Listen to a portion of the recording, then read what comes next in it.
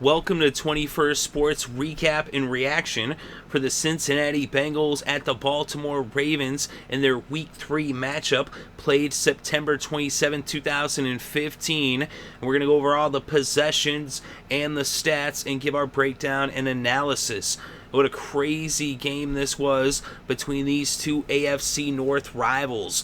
The Ravens got the ball first, and on their first possession, they would end up punting after 5 plays, netting just 19 yards. The Bengals would take over for the first time in this game, and they would go 67 yards in 10 plays, eating up about 5.5 minutes of clock, capped off by a 7-yard run by Andy Dalton as he took off and made it into the end zone, and with the extra point by Nugent, it was 7-0 Bengals over the Ravens. That would be the only score in the first quarter, as the Ravens did drive down into field goal range on their next possession, going 48 yards in 11 plays, but they ended up missing a field goal as Tucker came out and he attempted to kick a 50-yarder, but it was wide right. So now the Bengals would take over, and they would actually bring the first quarter to a close.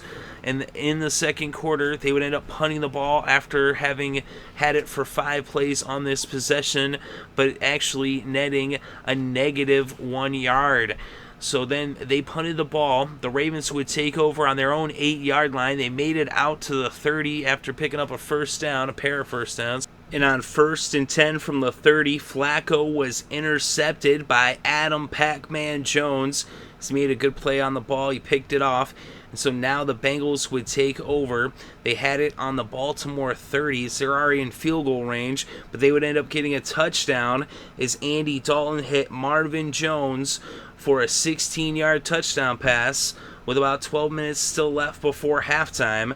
And with the extra point by Nugent, it was 14-0 Bengals over the Ravens. So the Ravens now on their next possession, they would eat up a lot of clock, but they wouldn't get many yards as they ate up almost 5 minutes, and they had it for 10 plays, but they only netted 27 yards, and they would end up punting the ball. And after they punted it, the Bengals would take over on their own 20. They would march down the field all the way to the 2-yard line as they went 78 yards in 10 plays in just under 6 minutes. But on 4th and 1 from the Baltimore 2, they elected to go for it.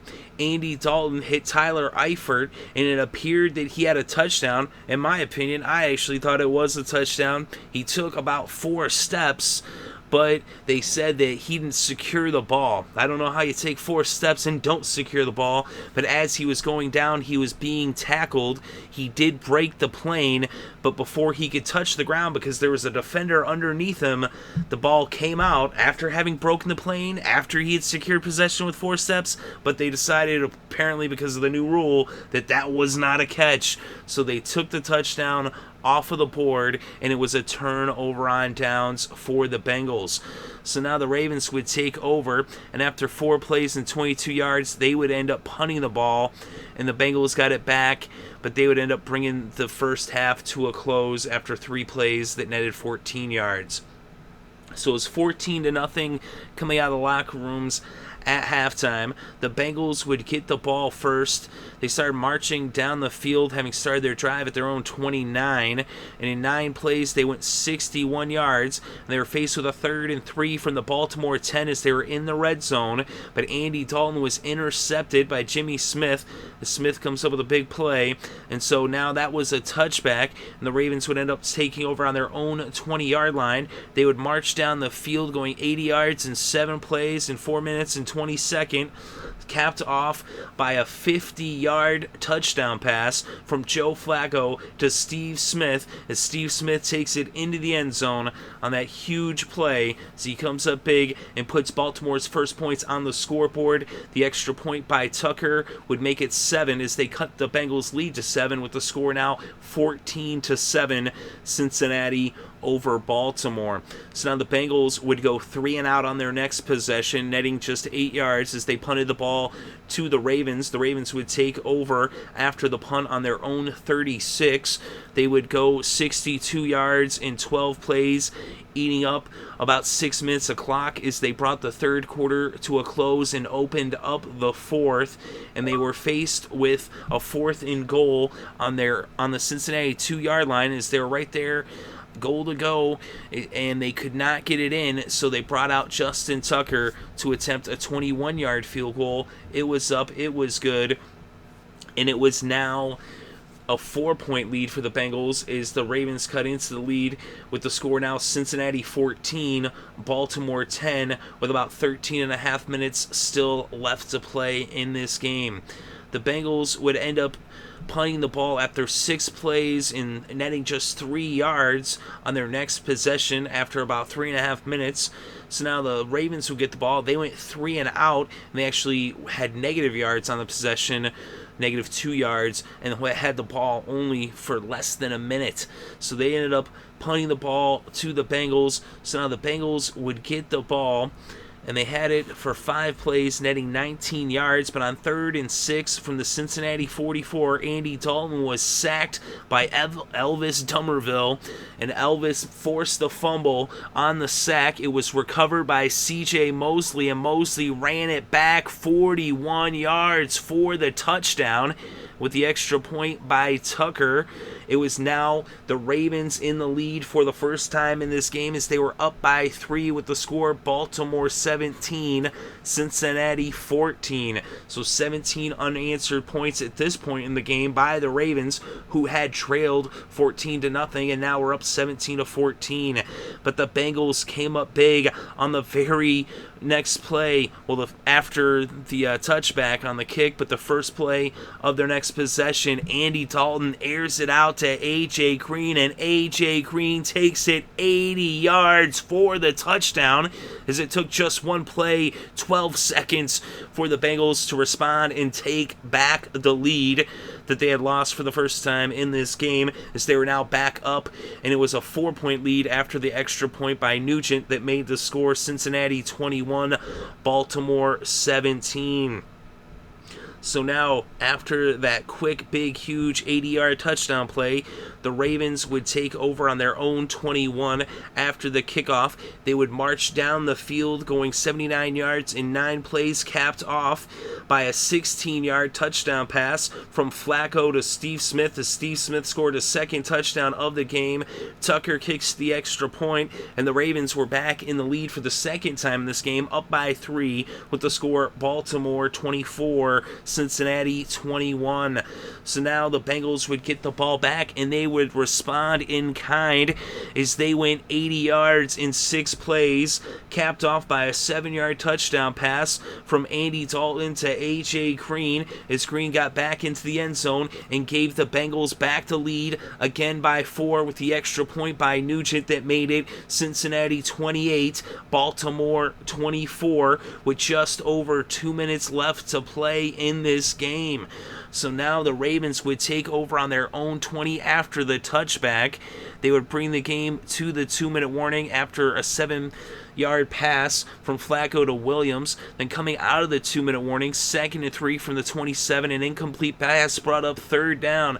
Another incomplete pass would bring up 4th down. So 4th and 3 from the 27, and Flacco ends up getting it to Steve Smith for a 4-yard completion. But wait a minute, there was a penalty, a face mask, a very obvious face mask against Baltimore, as Asmele, he pulled the face mask, and with that face mask penalty, they would have to repeat 4th down instead of getting a 1st down, which had been with the 4-yard reception by Smith, but instead it was 4th and 17 instead of 1st and 10 on the 31, 4th and 17 on the 13-yard line, and on 4th and 17, an incomplete pass would turn the ball over on downs.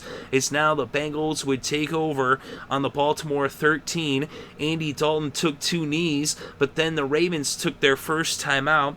Cincinnati would be forced to take a timeout as well. They came out of the timeout. It's 3rd and 12, And Giovanni Bernard actually ended up running the ball for 7 yards, which made it 4th and 5. But the Bengals would end up having to take a timeout because they almost had to delay a game. And so now it was 4th and 5 on the Baltimore 8 with just 6 seconds left. And instead of being able to just take a knee, they actually had to run a play. But Giovanni Bernard actually got the first down, but the clock expired at the same time, and this game came to a close as it was a dramatic finish between these two teams as we saw lots of points scored at the end there in the fourth quarter, as you saw 2 touchdowns and a field goal by the Ravens and 2 touchdowns by the Bengals in the fourth quarter alone. So these two teams combined for 31 points in the fourth quarter. So a wild finish after having only 21 points scored in the first 3 quarters. Just 7 points in the first quarter, 7 points in the second quarter, 7 points in the third, and then 31 points in the fourth quarter. And the majority of those points coming with less than 7 minutes left in this game, as the field goal was right in the beginning of the fourth quarter, but then 4 touchdowns in the final 7 minutes. As these two teams very familiar with each other, and when it comes down the stretch, the Bengals and the Ravens are always an exciting matchup to watch. And let's look at the numbers here. Let's go over the stats. Andy Dalton, 20 for 32, 383 passing yards, 3 touchdowns, and an interception, as he was just airing it out in this one. Flacco, 32 for 49, 362 yards, 2 touchdowns, and 1 interception. As this game turned into a shootout late there in the fourth. And on the ground, neither team really had much success running the ball. Giovanni Bernard, 13 carries for 49 yards. Jeremy Hill, just 12 carries for just 21 yards. Dalton actually had 5 carries for 10 yards and that rushing touchdown, which gave Andy Dalton 4 total touchdowns in this game. And on the ground for the Ravens, Forsett just 10 carries for 13 yards. Allen just 3 carries for 12 yards.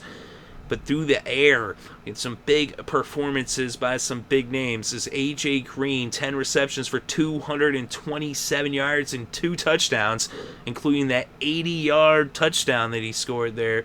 As he responded right when the Ravens had taken the lead. He comes back with that 80-yard touchdown. It was like back and forth there at the end. Steve Smith, 13 receptions for 186 yards and 2 touchdowns. For the leading receiver for the Ravens, Marvin Jones for the Bengals had 5 receptions for 94 yards and a touchdown.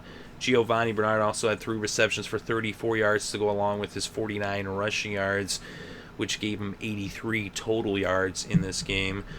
And over on the other side, Williams had 3 receptions for 44 yards, and the tight end Gilmore, 3 receptions for 40 yards. As Flacco was really spreading the ball around, he ended up getting the ball to 9 different receivers. Well, receivers, tight ends, and running backs. And even the fullback got a couple of catches in this game. Nugent was 4 for 4 on the extra points. Tucker was 3 for 3, and he was 1 for 2 on the field goals, having missed one and made one. Nugent did not attempt any field goals in this game. The leading tackler was A.J. Hawk with 5 tackles. Pac-Man had an interception to go along with his 4 tackles in this game. And over on the other side, Will Hill had a sack. He also had 4 tackles. Jimmy Smith had an interception to go along with his 3 tackles. Elvis Dummerville had 2 tackles, a sack, and a forced fumble. Pierman forced the fumble for the Bengals. And we look at the team stats.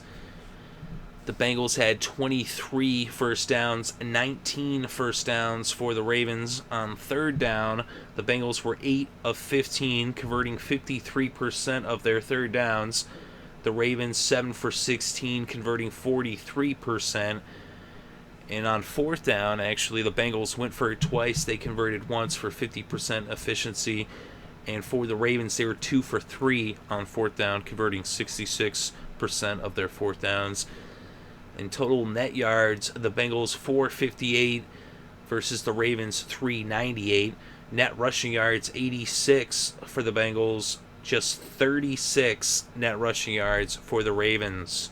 Of course, they don't really run the ball. How are you going to get any yards if you don't run the ball? And net passing yards, 372 for the Bengals. Dalton was sacked twice for a total of 11 yards loss. And for the Ravens, 362. Flacco was not sacked at all in this game. Then we look also at the penalties was a big factor, though. The Ravens were really shooting themselves in the foot, especially that face mask late in the game, but that was just one of many penalties, as they had 13 penalties for the Ravens in this game, which totaled 116 yards. And for the Bengals, they were penalized 9 times for 67 yards. You look at the red zone, and in the red zone, the Bengals were 3 for 6, getting in 50% of the time. Of course, they were, though, 2 for 2 when it was goal to go. And for the Ravens, they were 1 for 2, also 50% in the red zone, but only getting into the red zone twice, whereas the Bengals were in there 6 times, even though they didn't even have a field goal in this game. And they left, anywhere from 9 to 21 points on the field. This game actually could have been a blowout if they had been more efficient in the red zone. Then you look at the time of possession, was pretty close. 30 minutes and 8 seconds for the Bengals, 29 minutes and 52 seconds for the Ravens. The Ravens' defense was playing pretty good, although they let up a huge amount of yards to A.J. Green in this game, and Jones as well. But, they did put some points on the scoreboard, and really it came down to the Ravens not having a running game and not having a balanced offense. You can't win games when all you do is pass. Flacco threw the ball 49 times. Forsett rushed the ball only 10 times. They actually, they had 5 different backs run the ball, but even with 5 different backs running the ball, they only ran it 18 times for his 49 passing plays, passing attempts for Flacco. And that's why the Ravens are 0-3.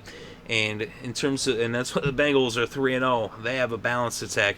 Even though they didn't have a big performance on the ground, they stayed committed to the running game. Andy Dalton threw the ball 32 times. Bernard, 13 rushes. Hill, 12 rushes. That's 25 rushes just right there. Dalton, another 5. Of course, some of that's mainly him scrambling. But teams that start 3-0, 75% of the time they make the playoffs. So the Bengals, huge win here in Baltimore against a division rival. These are the games that win you the division. When you beat your rival in their home, and then you put them at 0-3 and you go to 3-0, that's a very good sign that the Bengals are definitely on the right track towards winning this division again.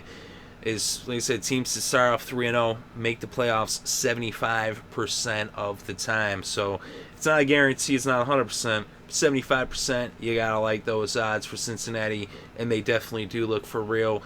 The way their defense is playing, they had shut out the Ravens in the first half. They did, let up that touchdown in the third quarter, and then the fourth quarter everything got all crazy. But for the most part, they were in control. But the Ravens' defense was keeping them in this game. And that was, the thing with the Bengals. Like I said, they stayed committed to the run even though they weren't having a lot of success on the ground. And that led Andy Dalton to have such a big day, with the 3 touchdowns. He even ran for one, and that was actually their first touchdown, was his running touchdown. But, 4 total touchdowns for Andy Dalton, coming up big, almost 400 passing yards. And for the Ravens, 0-3, only 2% of teams that started 0-3 have ever made the playoffs. So it's not impossible, but it's about as close as it gets to, very, very unlikely. The last time a team did it was 98 with the Bills.